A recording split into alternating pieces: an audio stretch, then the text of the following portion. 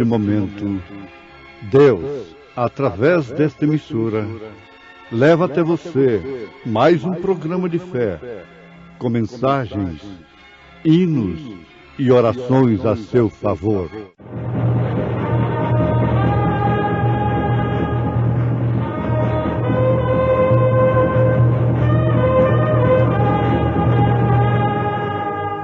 Fé para vencer.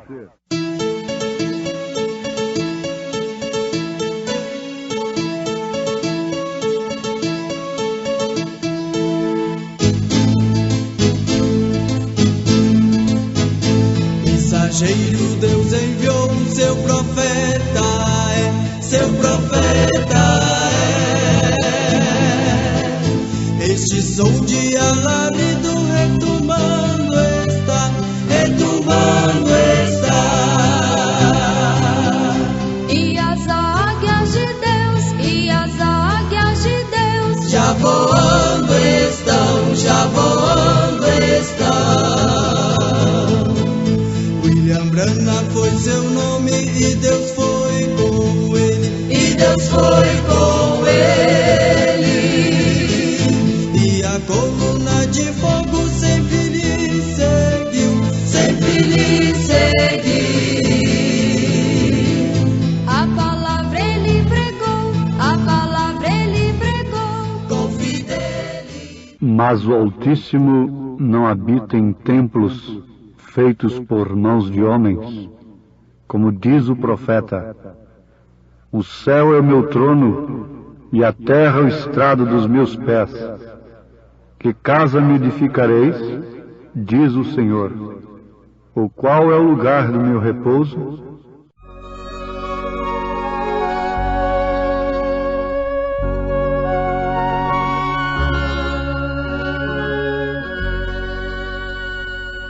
Este vale em que eu ando é de bênção e paz, porque tenho comigo a Jesus. Por seu sangue aos humildes garante perdão, com poder ele os enche de luz. Há festim neste vale de bênção e paz, segurança num Deus liberal. O cansado recebe alimento e vigor, para o triste há consolo real. Entrai com Jesus onde há bênção e paz, onde a todos revela a afeição. Aceitai, abraçai, confessai-o, publicai que nele há salvação. A ternura no vale de bênção e paz, e riquezas de um incrível amor. Mas somente os fiéis é que podem gozar essa graça do bom Salvador. Há canções neste vale de bênção e paz, tais que os anjos se querem unir, a cantar com os salvos o excelso louvor de Jesus que nos veio remir. Entrai com Jesus onde há bênção e paz, onde a todos revela a afeição. aceitai, abraçai, confessai-o, publicai que nele há salvação.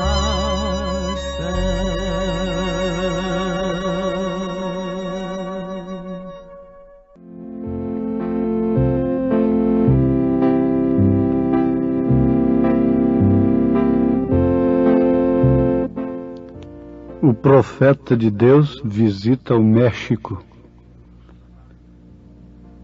Ouvintes amados, Jesus Cristo disse em São Mateus, capítulo 23, versículo 34, em um sermão muito duro, pois ele estava censurando não as meretrizes, não aos ladrões, mas sim aos escribas, aos fariseus, aos sacerdotes, à religião.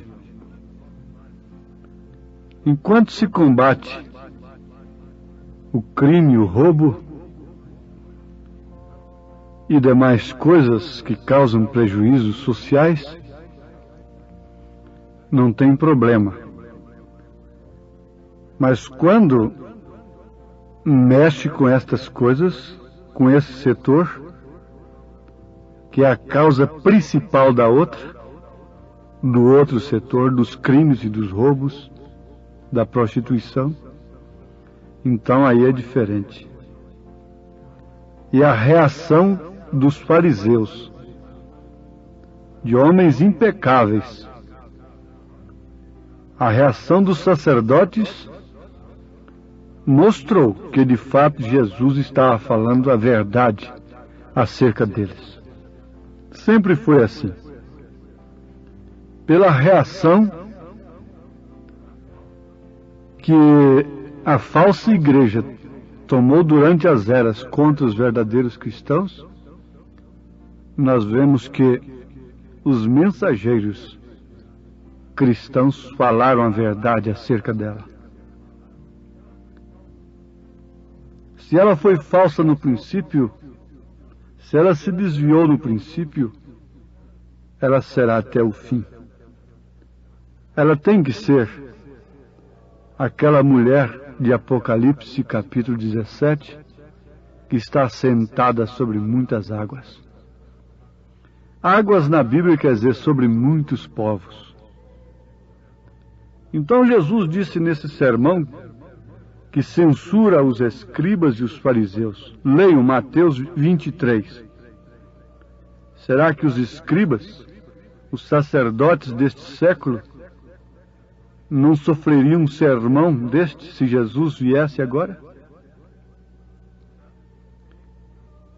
Portanto, eis que eu vos envio profetas, sábios e escribas, e a uns deles matareis e crucificareis, e a outros deles açoitareis nas vossas sinagogas, e os perseguireis de cidade em cidade. Aqui o próprio Jesus Cristo está prometendo que enviaria profetas, sábios segundo Deus, escribas, porque depois nós tivemos Paulo escrevendo a Bíblia, tivemos outros escribas, os escribas do Novo Testamento. Então não findou ali, a lei não findou ali, como também os profetas. Simplesmente a sua etapa. Agora ela deveria ser cumprida para que fosse introduzida a graça.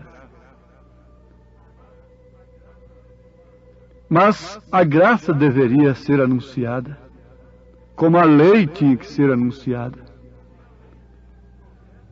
E se a lei exigiu o profeta para ser anunciada, para ser vivificada, para ser anunciada, para ser cumprida por Deus, isto é, exigida, clamada, os profetas somente tinham coragem de falar a palavra de Deus, no seu espírito, na sua unção.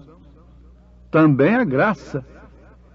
A graça não ficou para manufaturados, ficou para profetas de Deus, que são chamados pelo Senhor. Eu falei no início, o profeta desta era visitou o México. Ele visitou vários países do mundo. Na Escandinávia, na Finlândia, cumpriu-se uma visão que muitas centenas de pessoas tinham escritas nas páginas brancas de suas Bíblias, lá na América do Norte. Ele teve uma visão que uma criança seria ressuscitada logo após um desastre terrível de carro. Passado o tempo, então, viajando na Finlândia, país que estava sob o domínio de soldados comunistas, ele viu ali na estrada, na entrada de uma cidade, não sei como, as pessoas, um caminhão por ali, e a criança esbagaçada, com as veias estraçalhadas, os olhos projetados, sangue saindo pelos ouvidos, pela boca, pelo nariz, pelos olhos. Criança morta, caminhão passou por cima, lá na Finlândia. E naquela hora o Espírito de Deus veio sobre o profeta e disse: aí agora é a hora. Ele disse para o irmão que estava com ele, o irmão Wood: abra a sua Bíblia e leia essa visão da ressurreição do menino. Ele leu e ali eles oraram. E chegando onde estava o corpinho morto ali, esbagaçado, disse: eu vou mandar essa criança se levantar em nome de Jesus Cristo. E se ela não se pôr de pé, eu porei uma placa nas minhas costas escrita: sou um falso profeta. Mas ali ele orou e ordenou que a criança levantasse. E a criança se levantou, com testemunho de todos que estavam ali, sem nenhum risco, sem nenhuma cicatriz no seu corpo, perfeitamente como era antes. O povo quis agarrá-lo, rasgar sua roupa, tocar nele, pensaram que era Deus que estava ali novamente. Os soldados russos, chorando, disseram: vale a pena crer num Deus que ressuscita os mortos. Visitando a África, de onde um grande evangelista mundial das denominações voltou decepcionado, desafiado pelos pagãos, ali ele, o profeta desta era, desafiou o paganismo, curando um homem que era cego há muito tempo, cego de tanto adorar o sol. Ele desafiou aqueles sacerdotes. Foi feito um exame médico antes. Os médicos, a junta médica constatou que de fato o homem era cego há tantos anos, que não tinha possibilidade de enxergar. Mas logo ele disse: se esse homem enxergar, vocês crerão que Jesus Cristo é o Salvador e abandonarão seus ídolos? Eles aceitaram o desafio. Ó ouvintes, lá estavam 19 classes de tribos, de religiões pagãs. E muitos levavam seus ídolos de barro. Foi uma poeira que levantou quando aquele cego começou a enxergar e gritar, porque o povo começou a quebrar os ídolos. Um profeta visita a África. O nosso tempo não nos permite tecermos comentário sobre outros lugares por onde ele passou. Mas ele foi ao México. E como ele foi ao México? De que maneira? Sim, ele conta que um grande guerreiro mexicano, um general de 4 estrelas do governo mexicano, esteve na América do Norte nas reuniões, o general Valdena, e lá Em uma das reuniões do irmão Branham, o profeta desta era, aquele general recebeu o batismo com o Espírito Santo. E assim que regressou para o México, ele continuou clamando para que o profeta fosse ao México. E então o profeta decidiu ir ao México. Mas o que aconteceu? O general tratou a reunião. A reunião deveria ser na arena, onde tem as touradas, não é? Então tudo ficou tratado. Ele deveria ter uma força muito grande, policial, para poder entrar ali. E foi isso que aconteceu. O presidente, a pedido do general, pôs tudo à disposição. Mas o que aconteceu? Enquanto tudo estava sendo tratado, um dos grandes bispos foi até o presidente e disse para o presidente: Senhor, eu compreendo que você está colocando para dentro um homem que não é católico. O presidente lhe respondeu: sim, o que tem isto? O bispo disse: o senhor não pode ter um homem como este aqui. Este governo nunca imaginou fazer uma coisa como esta. Vamos ver o que respondeu o presidente. Sob a orientação do general Valdena, o presidente disse: esse homem é um homem de respeito. Não há mal algum ele vir ao México. O bispo disse: sim, mas ele não é um católico. Agora vocês sabem que, na verdade, conforme nós temos lido nas revistas aí publicamente, então se lemos nas revistas publicamente, podemos também falar no rádio que aquele governo não tem vínculo com religião alguma, mas é um dos países mais católicos do mundo. E então o bispo estava muito preocupado com a ida do profeta no México. Ele apelou como um escriba, o fariseu, apelou naqueles dias. Eles disseram: veja essa gente que acompanha Jesus. Veja se tem algum príncipe no meio deles. Veja se há algum intelectual no meio deles. Foi justamente o que o bispo disse para o presidente. Em último caso, quando ele viu que não tinha jeito, o general Valdena disse: mas a arena vai encher, nós vamos ter muitas pessoas, milhares de pessoas clamam para ouvir este homem aqui no México. Então o bispo disse: que tipo de pessoas são estas, Senhor? Somente os ignorantes.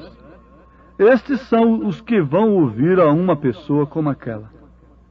Então, naquela hora, o presidente tomou a palavra e disse para o bispo: Senhor, vocês têm essa gente por mais de 500 anos. E por que eles ainda são ignorantes? Aquilo foi o suficiente, ouvintes. O bispo trancou a sua boca e o resultado é que a grande reunião foi realizada no México. Isso por volta na década de 50, por aí. Ali aconteceu numa noite que um velho homem cego recebeu a sua visão na plataforma. Milagres tremendos aconteceram no México. Uma coisa tremenda. 10.000 pessoas numa noite levantaram suas mãos, aceitando a Jesus Cristo como único e suficiente Salvador. Mas um fato interessante aconteceu, muito profundo, tremendo, quando o profeta visitou o México. Uma mulher que tinha o seu primeiro bebê, ainda nova, mulher bonita, seus 23 anos de idade, teve o seu filhinho morto, como pelas 9 horas da manhã, no dia da reunião do profeta de Deus no México. Pneumonia, morreu no consultório médico. E ela então tomou aquela criança nos seus braços e foi para a reunião. E pelas 10 horas da noite, A criança tinha morrido às 9 horas da manhã. Isso aconteceu quando o profeta visitou o México. Ela conseguiu chegar onde estava o profeta. E de que maneira? Lutando tremendamente. Os cooperadores tentavam segurá-la. Ela passava entre as pernas dos homens, segurando aquela criança morta de um lado, com seu cabelo todo desmanchado, suja de rolar no chão, passando entre as pernas das pessoas, em total desespero. O filho do profeta que eu ajudava disse: papai, tem uma coisa tremenda acontecendo. E como vamos fazer? Ela quer cortar a filha e esse povo vai ficar revoltado. Depois de alguns comentários, o profeta teve uma visão e disse: deixa que a mulher venha. Ó ouvintes, estamos falando simplesmente a verdade. Naquele instante não houve um terremoto, que é sinal de maldição, sinal de fim, sinal de desgraça, sinal de juízo sobre a terra. Mas houve uma ressurreição. O profeta viu aquele menino sorrindo. E então ele disse que ela se pôs de joelhos e tirou um terço e começou a rezar. Ele disse: deixe isto, creia somente em Jesus Cristo. E ali estava um outro homem que tinha sido ressuscitado, assistindo à ressurreição também de outra criança. O profeta falou o seu nome.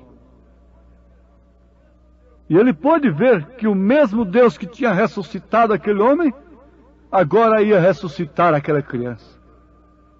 E o resultado, ele orou e a criança começou a gritar. E agora?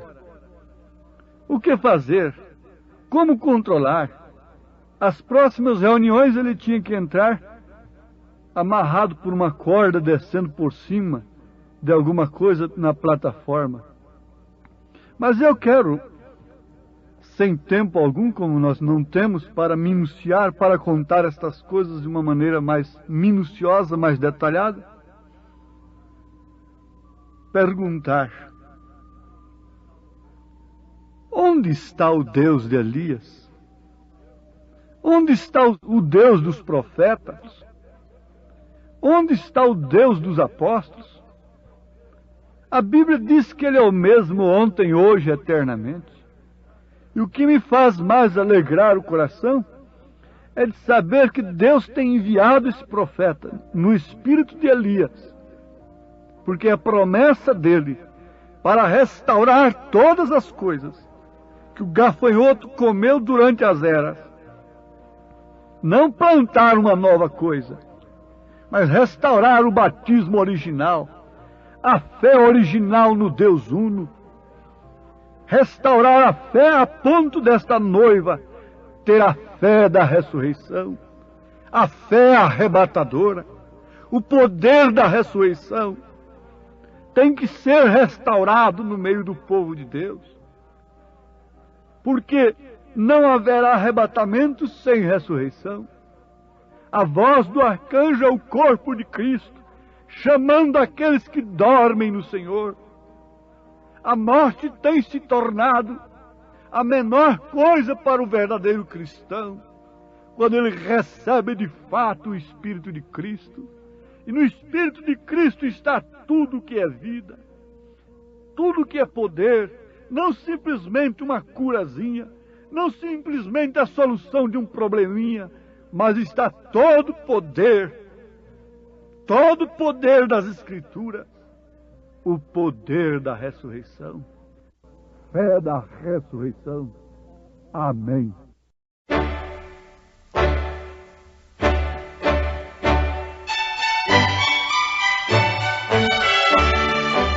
Ouvintes, escreva-nos pela caixa postal de número 15.020, 15020, CEP 74.501-970, Goiânia, Goiás. O nosso endereço na internet é www.apalavraoriginal.org. Volte a nos ouvir amanhã novamente neste mesmo horário, nesta emissora, se o Senhor nos permitir, com fé no Filho de Deus, a fé que vence o mundo.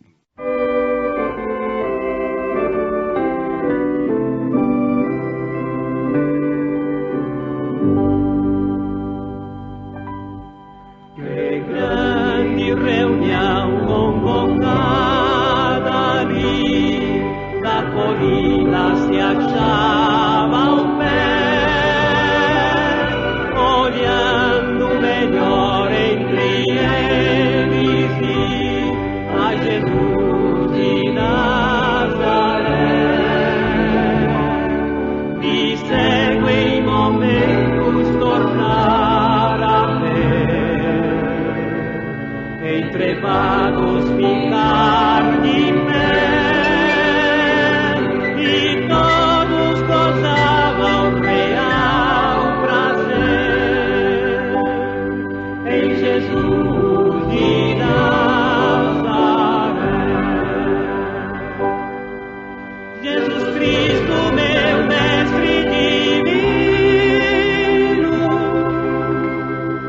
pra sempre por ti viverei. A vida será qual um vinho em ti, meu amado Rei.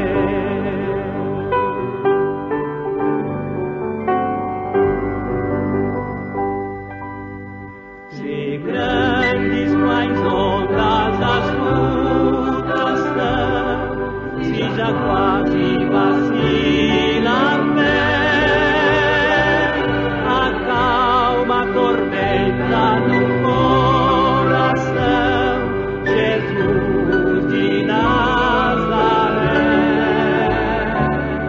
A água da vida a todos dá,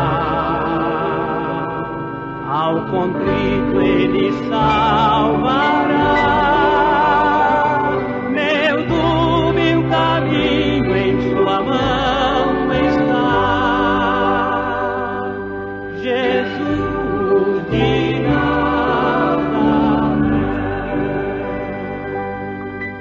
Jesus Cristo, meu mestre divino, pra sempre por ti viverei.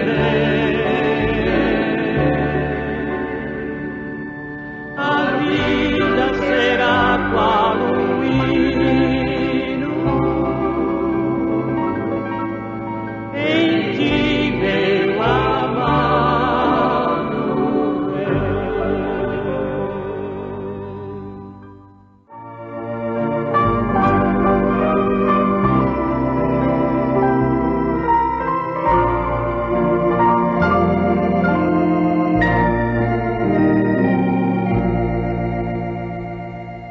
Se a fé por vezes falta, quando o sol não posso ver, a Jesus eu digo